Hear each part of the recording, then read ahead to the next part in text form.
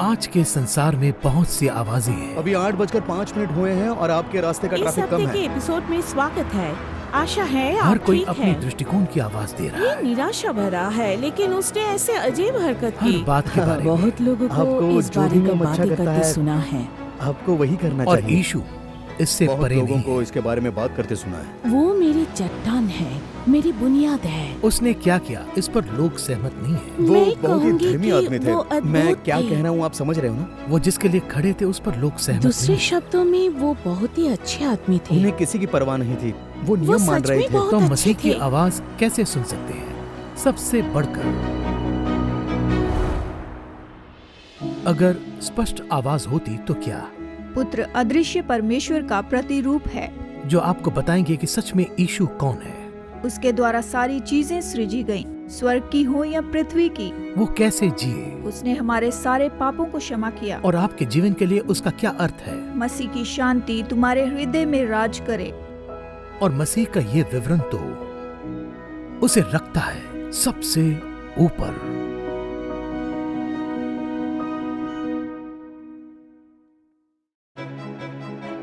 दिशा परिवर्तन देखने के लिए धन्यवाद। अब डॉक्टर जरमया से संदेश सुनते हैं। प्रभावी मसीह सेवकाई।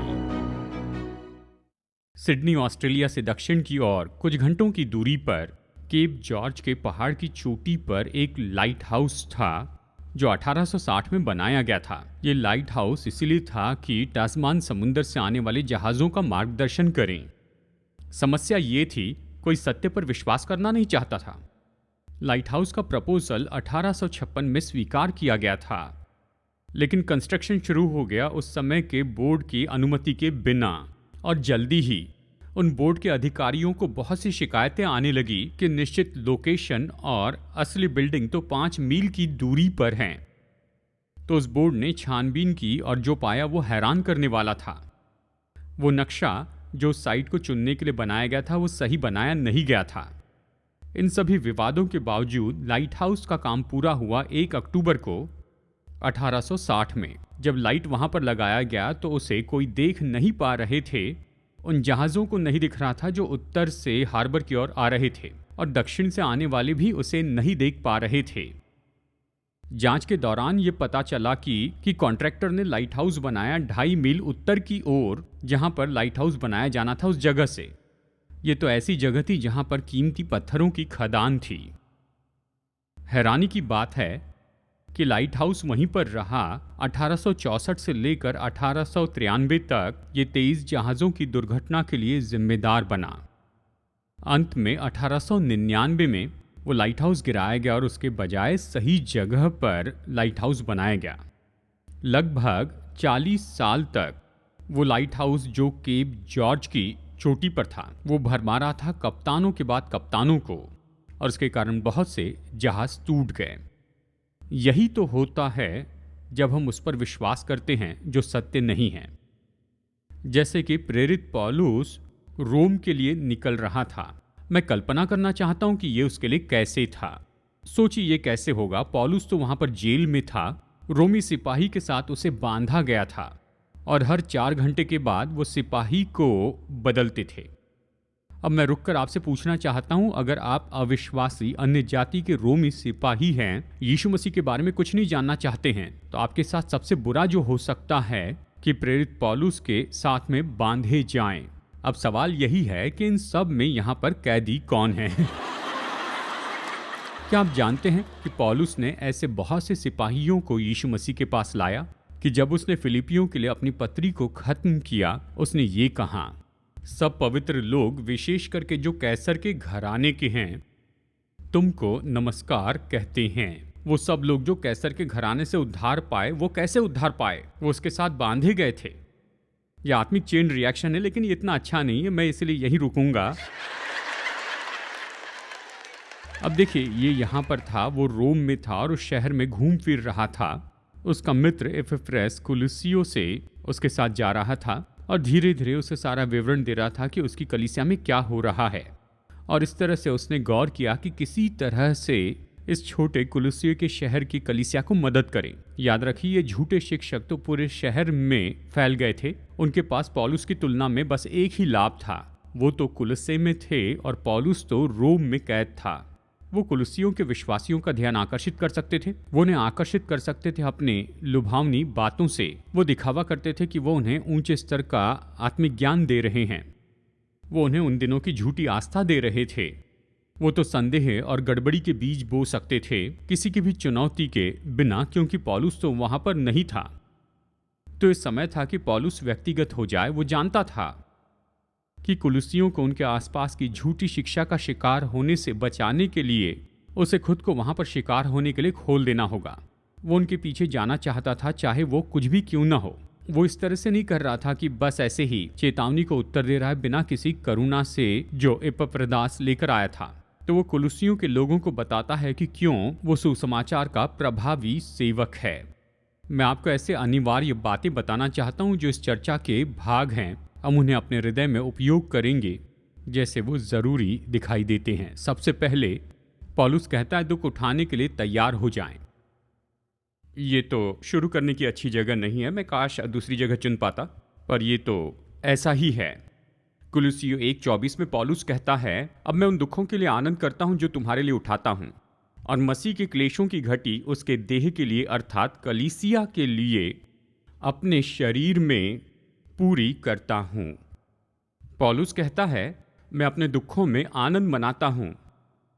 ये तो बहुत ही अजीब है। जब आप इसके बारे में सोचते हैं तो ये अजीब सा लगता है। कौन अपने दुखों में आनंद मनाता है? लेकिन पूरा पाठ सीख लीजिए। मैं उन दुखों के लिए आनंद करता हूं जो तुम्हारे लिए उठाता हूं, और मसीह के क्लेशों की घटी उसकी देह के लिए अपने शरीर में पूरी करता हूं। पौलुस ने प्रायश्चित में मदद नहीं की, वो तो पूरी तरह मसीह का काम है। पर एक बात ये वाक्य तो हमें सिखाता है, और जो भी इसके बारे में लिखते हैं वो यही बात तो कहते हैं कि एक करीबी पहचान यहाँ पर उभर कर आती है मसीह और उसकी कलीसिया में दुखों के द्वारा। क्या आपने कभी पढ़ी है अंडरग्राउंड चर्च की कहानियाँ? क्या आपने कभी पढ़ा, जैसे उदाहरण के लिए जो कुछ चीन में हो रहा है, जहाँ विश्वासी गुप्त में मिलते हैं, अगर उन्हें पकड़ा जाए तो उन्हें मार दिया जाता है? क्या आपने कभी कहानी पढ़ी उनकी संगति के आनंद के बारे में, प्रभु यीशु मसीह की संगति के द्वारा?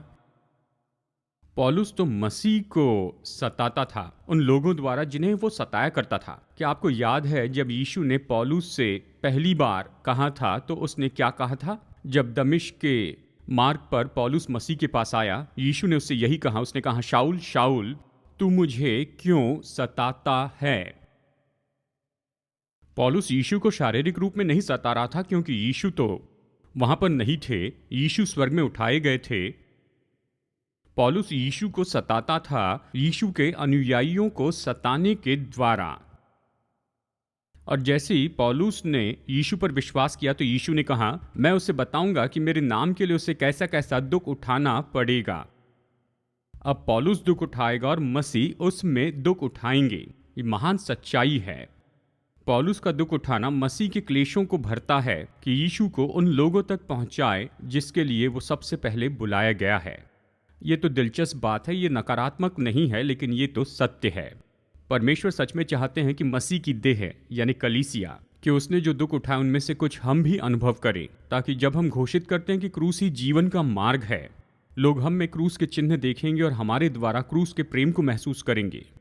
जो जानते हैं उनसे बात कीजिए। बहुत से लोग जो उद्धार पाते हैं, ऐसे समय जब किसी ने आकर उनके सामने कोई विशेष प्रेजेंटेशन नहीं दिया, वो उद्धार पाते हैं ये देखने के द्वारा कि कैसे परमेश्वर के लोग दुख उठाते हैं और ध्यान देते हैं कि उनमें ऐसी विशेषता है जिसे वो समझ नहीं पा रहे हैं। तो वो आकर इस तरह के सवाल पूछते हैं कि आप जैसे भी हैं ये ऐसा क्यों हैं? आप जिनमें से होकर जा रहे दूसरे कैसे उससे जा सकते हैं? और आनंद मनाए, जैसे पौलुस कहता है कि मैं उन दुखों में आनंद मनाता हूं। ये मसीह की सेवकाई फैलाता है। कुलुसियों के विश्वासियों को पौलुस यही तो बताने की कोशिश कर रहा था। वो दुख उठा रहा है और इनमें से कुछ तो उनके लिए है। वो जिनमें से होकर जा रहा है उसमें से कुछ तो उनके लिए उसके प्रेम के कारण है। उसकी इच्छा है कि उनसे बातचीत करें, उनकी मदद करें ऐसे मुश्किल समय में।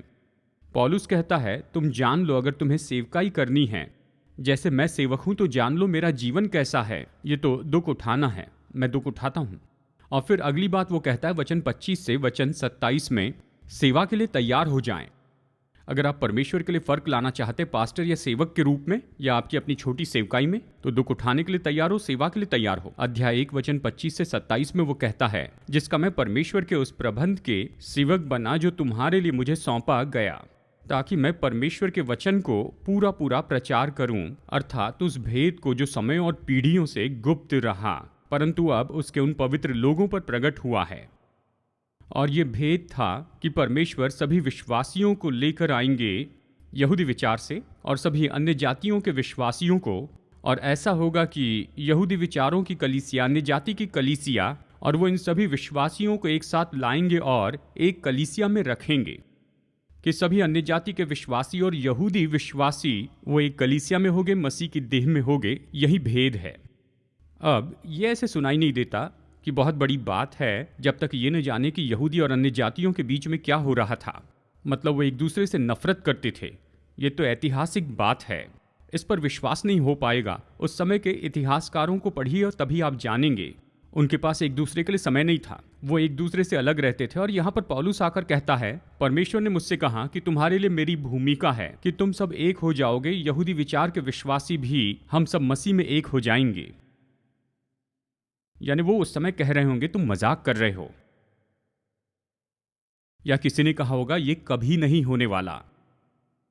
जिस भेद की बात पौलुस कर रहा है कुलुसियों के पहले अध्याय में, यह ऐसा भेद है कि अन्य जातियों के विश्वासी यहूदियों के साथ में जुड़ जाएंगे एक आत्मिक देह में। यहूदी और अन्य जाति के दृष्टिकोण से ये तो असंभव दिखता था। Bishop John green Sydney Australia के कहते हैं वो ऐसे लड़कों के साथ काम कर रहे थे जिनमें से जो स्थानिक बच्चे थे तो कुछ इंग्लिश बच्चे थे, और उस समय वंशवाद इतना था कि वो तो बस में भी एक दूसरे के साथ शांति से बैठ नहीं सकते थे। एक दिन जब सब कुछ हाथ से बाहर हो गया था, उन्होंने बस रोकी और कहा कि सारे लड़के बाहर आ जाएं, और उनसे कहा कि अब वो काले और गोरे नहीं हैं पर वे सब हरे हैं। उन्होंने उन्हें सबको एक के बाजू एक खड़ा किया और उनसे कहने लगा कि मैं तो हरा हूं, और फिर से उन्हें बस में बैठा दिया और शांति से वो बस ड्राइव करने लगे। और आखिर में पीछे से उन्होंने एक आवाज सुनी, कहा ठीक है, हल्के हरे एक तरफ बैठो, गहरे हरे दूसरी तरफ बैठो। प्राचीन यहूदी और अन्य जाति तो ऐसे ही थे, उनमें और कोई समझ नहीं थी। एक दूसरे से नफरत करते थे। और फिर पौलुस ने कहा इन सब के लिए कुंजी तो ये है, मसीह में महिमा की आशा है। यानी देखिए, जो विश्वासी होते हैं उनका डीएनए और हम सब का डीएनए तो एक ही जैसे है। देखिए, उद्धार पाने का काला तरीका, उद्धार पाने का गोरा तरीका नहीं है, उद्धार का स्पेनिक तरीका, इंग्लिश तरीका, इस तरह से नहीं है। बस एक ही उद्धार है। और वो उद्धार क्या है? ये तो है मसीह जो हम में है, महिमा की आशा। आमीन। तो जब आप विश्वासी हो जाते हैं, जब विश्वास करने लगते हैं, आपकी पृष्ठभूमि या आपकी चमड़ी का रंग ये कोई मायने नहीं रखता है। सबसे महत्वपूर्ण यह है कि आपके पास यीशु हैं, और यीशु तो हमें एक देह में एक साथ जोड़ते हैं। अगर हम इसे अच्छे से समझे, इसका प्रचार करें, तो आज बहुत सी समस्याएं हल कर सकते हैं, यहाँ तक कि कलीसिया में। देखिए, हम तो व्यक्तिगत रूप में परमेश्वर के सामने महान नहीं हैं, हम सब मसीह के देह के अंग हैं, एक कलीसिया के रूप में। ये सच है। इसका कारण ये है कि हम सब में वही एक डीएनए है।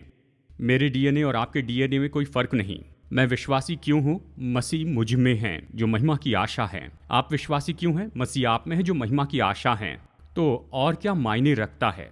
यही तो सवाल है।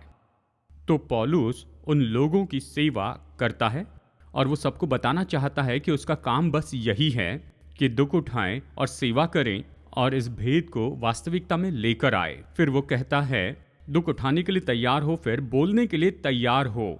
वचन 28, जिसका प्रचार करके पौलुस कहता है हम हर एक मनुष्य को चेतावनी देते हैं और सारे ज्ञान से हर एक मनुष्य को सिखाते हैं कि हम हर एक व्यक्ति को मसीह में सिद्ध करके उपस्थित करें।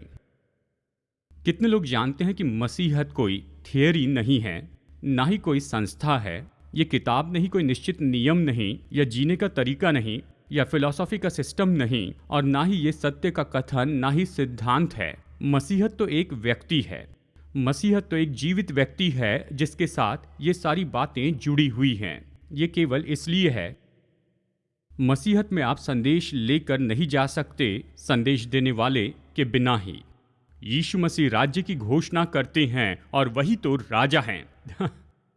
यीशु मसीह सत्य प्रस्तुत करते हैं क्योंकि वही तो मार्ग, सत्य और जीवन हैं। वो जो भी घोषित करते हैं वो वही हैं, क्योंकि मसीहत कोई प्रोग्राम नहीं है, मसीहत तो एक व्यक्ति है, मसीहत तो यीशु मसीह हैं। जब हम विश्वासी होते हैं तो हम यीशु मसीह को अपने उद्धारक के रूप में स्वीकार करते हैं। पौलुस कहता है हम उसी का प्रचार करते हैं। निश्चित कर ले कि हम संदेश पर बने रहें।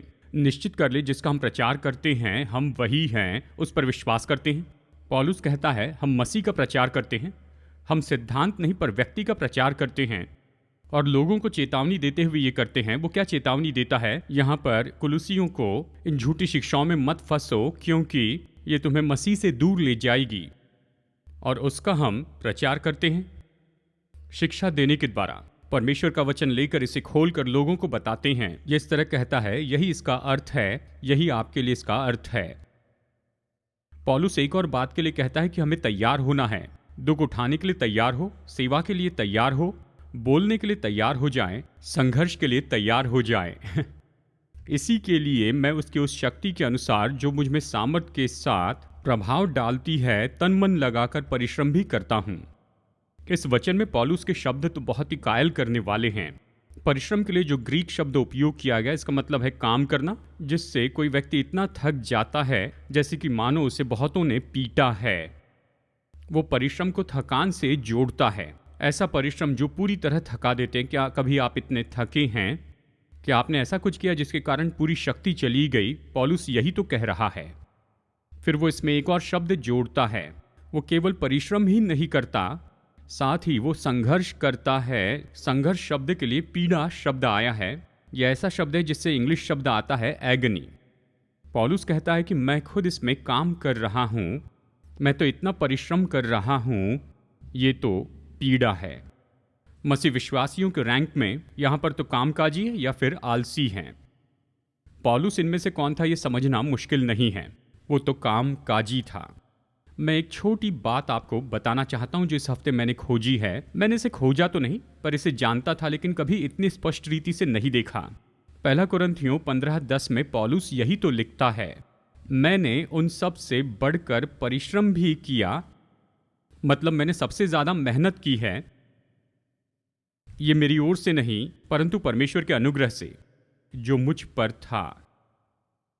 सेवकाई का यही आयाम तो यहां पर खो गया है।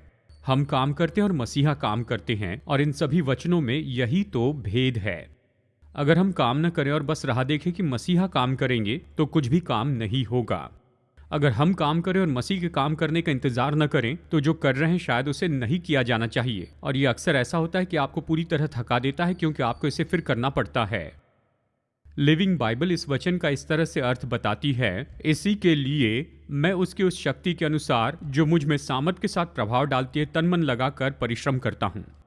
जब हम परमेश्वर से कुछ करने के लिए कहते हैं जो हमारी समझ से बिल्कुल परे होती है, और तभी तो परमेश्वर की महान सामर्थ प्रभावी होती है। परमेश्वर हमारे जीवन में अपना काम करना चाहते हैं।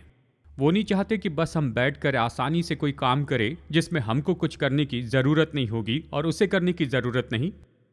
वो चाहते हैं कि हम उसके लिए ऐसे काम करें जिसके लिए ज़रूरी है। मतलब अगर परमेश्वर आप काम न करें मैं तो निश्चय मर जाऊंगा। अगर अपने जीवन में प्रभु की सामर्थ देखना चाहते हैं तो अपनी योग्यता से परे बात के लिए प्रभु पर भरोसा करें और देखिए वो क्या करते हैं। खैर, ये तो मसीह सेवकाई का समर्पण है। आप जानते हैं ये क्या है, ये स्क्रीन पर थे, आपने इन्हें लिखा। तो चलिए अंत में मैं आपको बताऊं मसीह सेवकाई की परवाह। पौलुस जब सेवा की बात आती तो वो पूरी तरह समर्पित था, दुख उठाने, सेवा करने, बोलने और संघर्ष के लिए भी। अब जिन लोगों की अगुवाई कर रहा है उनके लिए वो अपनी परवाह दिखाना चाहता है। वो बताता है कि कुलुसियों के विश्वासी के लिए उसकी इच्छा क्या है, उनके लिए और साथ में हमारे लिए भी। अगर आज पौलुस यहाँ पर प्रचार करता तो वो यही कहता। सबसे पहले वो कहता, मैं चाहता हूं कि आप हृदय में साहसी हो, अपने हृदय में साहसी हो। मैं चाहता हूं कि तुम जान लो कि तुम्हारे और उनके लिए जो लौदीकिया में हैं और उन सब के लिए जिन्होंने मेरा शारीरिक मुंह नहीं देखा, मैं कैसा परिश्रम करता हूं ताकि उनके मनों में शांति हो। पौलुस कहता है, मैं बताना चाहता हूं कि बिना रुके मैं तुम्हारे लिए कितना परिश्रम कर रहा हूं। पौलुस कौन था ये जानते हुए और उसी के साथ वो उनकी इस तरह से परवाह करता है, इस बात को जानकर ये तो कुलुसियों के लिए बड़ी आशीष होगी। दूसरी बात, वो चाहता था कि वो प्रेम में सहयोगी बने, प्रेम में सहयोग दे। पौलुस कहता है, अगली बात मैं चाहता हूं कि तुम जान लो कि ये सच में महत्वपूर्ण है कि तुम एक दूसरे के साथ में बने रहो। कल्पना कीजिए कुलिस्से की कलीसिया में क्या हो रहा होगा। कुछ लोग तो बस चबा रहे थे, कुछ लोग नहीं, तो कुछ लोग तो खा रहे थे नॉस्टिक लोगों से चीजें, और कुछ ऐसे नहीं थे। जब एक साथ आते तो वो इस पर बहस करते थे।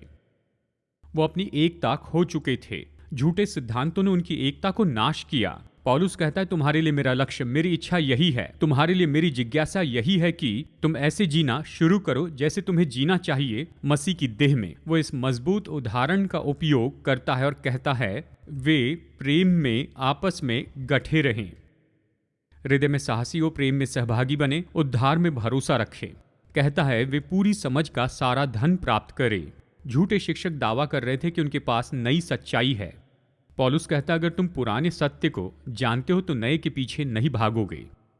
अगर तुम परमेश्वर का वचन जानते हो तो कोई भी कुछ मनगढ़ंत बातें लाकर तुम्हें विश्वास से अलग नहीं कर पाएगा।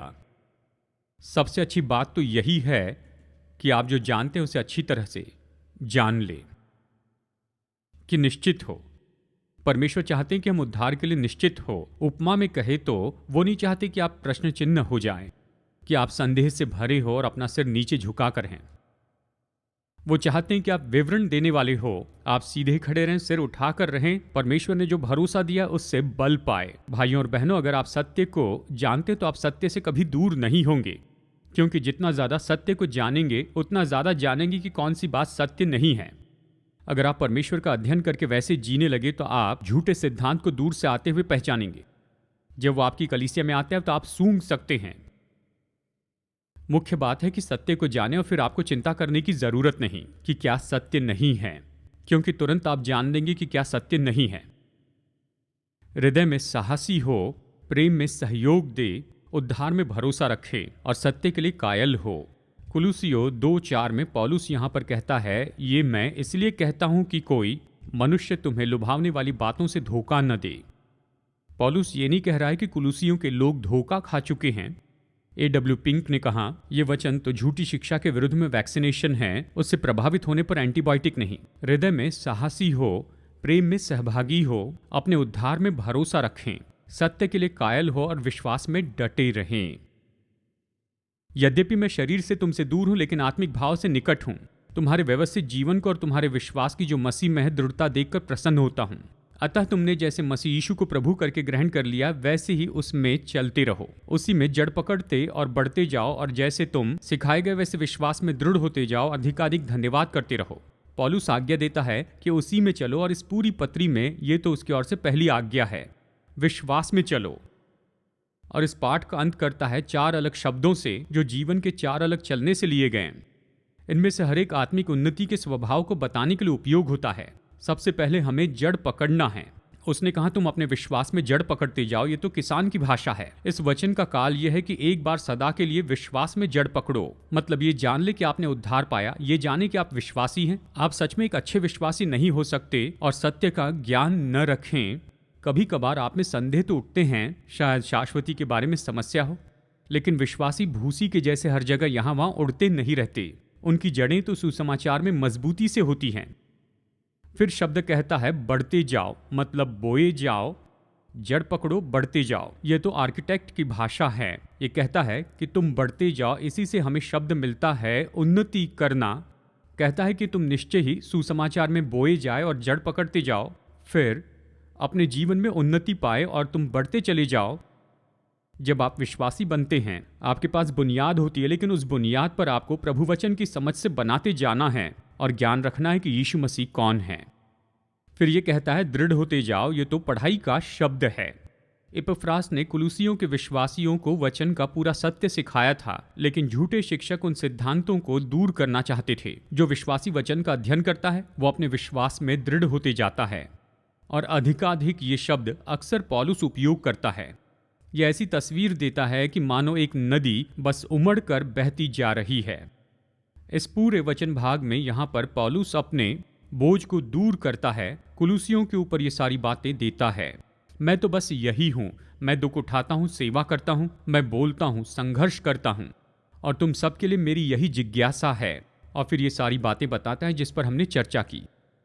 पौलुस ने ऐसी कोई बात नहीं कही जिन्हें समझना उनके लिए बहुत ही मुश्किल हो, लेकिन सबसे पहले इन लोगों के लिए उसने अपने प्रेम और जिज्ञासा को प्रकट किया है।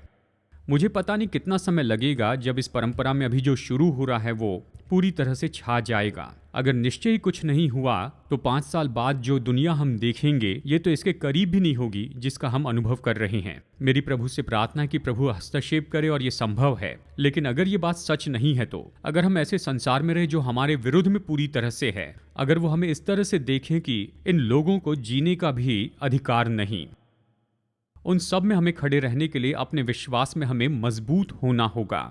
इसलिए मैं कहता हूं कि आप छोटे समूह में मिले, किसी की सेवा करें और निश्चय ही कलीसिया में आएं।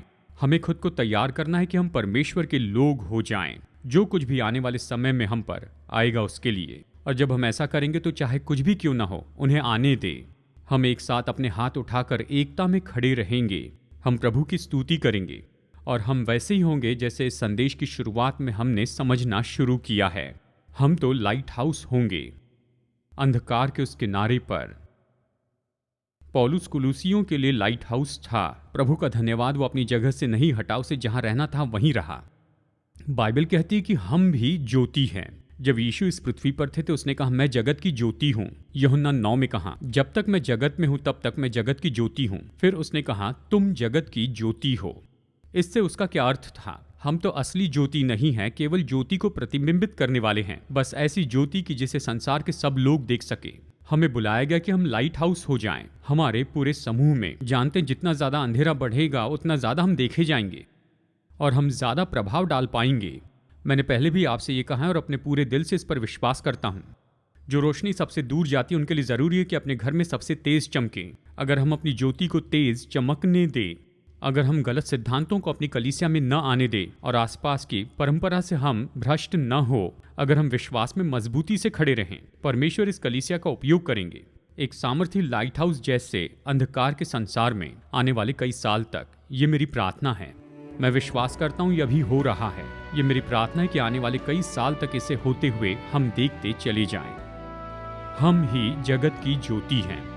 परमेश्वर का वचन पर्याप्त है। हर एक खोजने वाले के लिए सत्य तो उपलब्ध है और जब भी कोई गलती आती है तो बस सत्य को ऊंचा उठाए।